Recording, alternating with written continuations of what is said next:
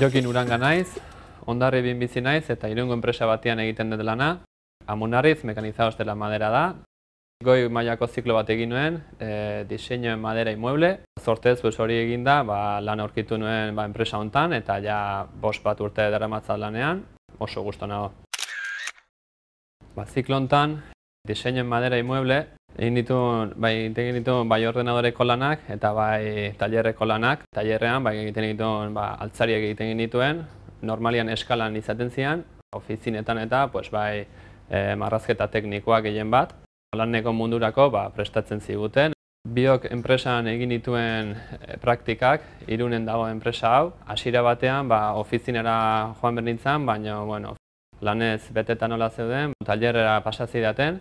Makina askotan egon nintzen, laguntzen eta horrela, eta asko ikasi nuen, eta azkeneko astea hola, ofizinan egon nintzen, lagungarri izan ziren.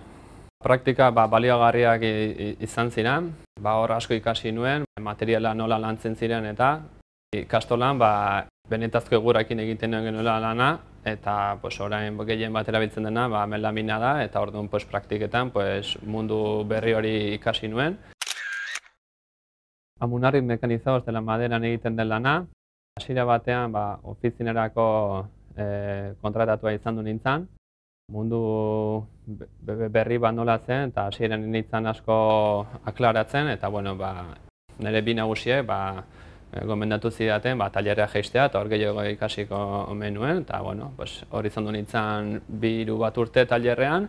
Egia da, tailerrean asko ikasten dela, eta gero ofizinera igo nintzen, eta ofizinan hemen programazioak egiten ditut, eta bai makina guztietarako informazioa bidaltzen dut, eta tailerrean egin behar dutena bakarrikan da, nik bidaltzen diten fitxeroa kargatu, eta makina bertan dena esaten die zer egin, eta hori da nire lana. Institutuko klaseak oso lagungarri izan dira, batez ere diseinu teknikoa, hemen asko erabiltzen dugu, AutoCAD programa, eta hor ikasi nuen marrazten eta.